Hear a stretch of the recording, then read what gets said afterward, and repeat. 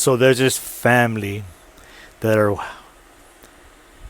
wealthy. They have a financial economic status of being wealthy, and they go into the doctor's office, and they have a 15-year-old daughter, and they sit down, and close to them is a young man that's not in their economic financial status, but in regards to believing in God and sharing that light and love, he is very healthy and wealthy.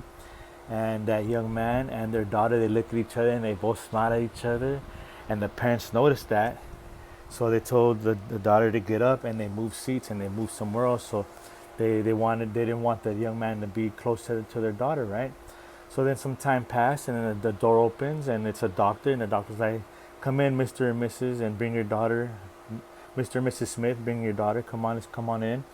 And then she was waiting by the frame of the door, and she told the other young man that was waiting there, "Come on, let's go." So the parents told the doctor, "So you're not going to see us right now?" And the doctor said, "Yes, I just want to introduce you to Stephen, the young man that donated his organs so your daughter could be alive." Whoa, you guys, an act of love and kindness. Act of love and kindness. Wow. We never know. Just by our looks, we shouldn't judge nobody, right? And just because our economic financial status is way better, or we might be wealthy economically, does not mean that we're better. There's no one better. There's no one worse. We're all the same, you guys. We're all the same, you guys. And that's the real deal. Holyfield right there, you guys. So welcome to today. I want to continue on the topic of acts of love and kindness. So here we go, you guys. So last night, me and Pumpkin are driving, and we're driving on fumes, you guys, fumes, and we're almost on empty. So we decided to go to the gasoline station before we run out of gas, and I have to push the Forerunner, you guys. Oh yes. So we pull up into the gasoline station, you guys, and we pull up to the pump. We go inside to go pay. We come out. I put the nozzle in, right? We start pumping, and then I'm looking for the squeegee so I can clean the windows. I'm looking for the squeegee. So I'm looking. I look right here, and I don't see it. I don't feel it. And I'm about to go over there, and Pumpkin's like, "No, babe, it's right there. It's right there. Check it out. It's right there. It's right there." So I go back, and I look. This time I see it. Just like in life, sometimes we don't see things the way that we should because we're distracted and worrying on other things, thinking that we're better than other people, or thinking of taking revenge. But instead, when we change our ways and our wills and our life, when we turn it over to God, then we start seeing things in different ways. So I was like, "Oh, here it is. I got it. I got the squeegee. Yeah, I got it. It's going down." So I started doing the windshield. I wet it, right? And then all of a sudden, this beautiful black Dodge Challenger pulls up. I'm like, "Wow, that's a beautiful car." And the driver gets out. I'm like, "Hey, that's a beautiful car." He said, "Oh, thank you, man." Real humble, real humble. He went inside to go pay. He came back. And I'm like, "Bro, man, that's so beautiful car. Man, what a blessing." He's like, "Yes, it is." I'm like, "Hey, do you need help with your auto insurance? I can help you. I'm an agent for the state of California. I can help you." He's like, "No, thank you. My parents are also agents, and they own their own business. And thank you very much." I said, "Oh, wow, that's awesome, bro. Business ownership." He was like, "Yeah."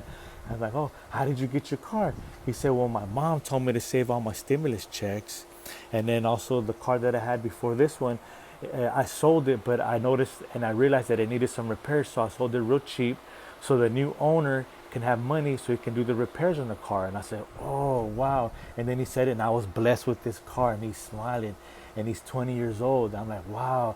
I said, "So you did an act of love and kindness?" "Yeah." "You did the right thing?" "Yes." "You were honest?" "Yes." "That's right, champ." And we blessed each other. We gave each other a high five. I'm like, "Yeah, that's right, champ." I said, "Wow, that's awesome." He said, "I have mentors that have businesses, and they mentor me, and they're teaching me how to manage my money and live below my means." I'm like, "That's right, champ. That's what I'm talking about, champ." I said, "Okay, well, here's my business card. And if you don't mind, let me give you a little bit of advice.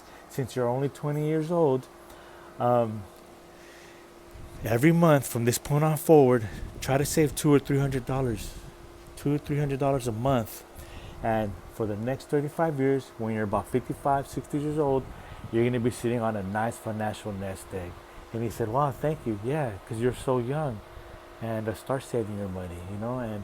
And I told him business ownership is the way to go. He said, I agree, man. My parents gave me the best life ever. I said, that's right, champ. I said, okay, but don't save the money in the bank. No, don't do that.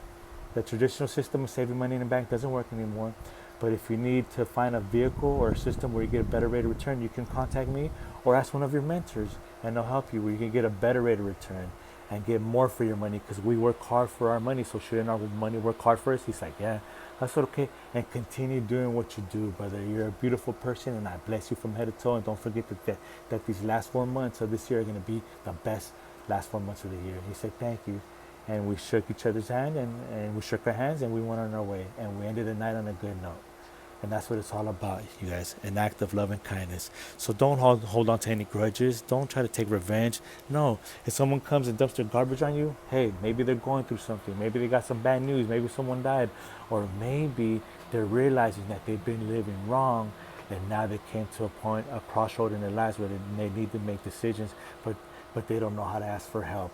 So when that happens, just bless them, pray for them, and walk away from them and say, hey, I know you're not mad at me, but I gotta go do something, and preserve your peace, you guys.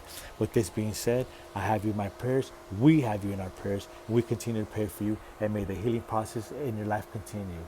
But you gotta allow it to begin in order for it to continue. All right, you guys. This is it. I'm checking out. Polo Go. Praise one. Love one. God only. 5, 4, 3, 2, 1. Let's go, champs. Let's go, champs. Let's go be amazing.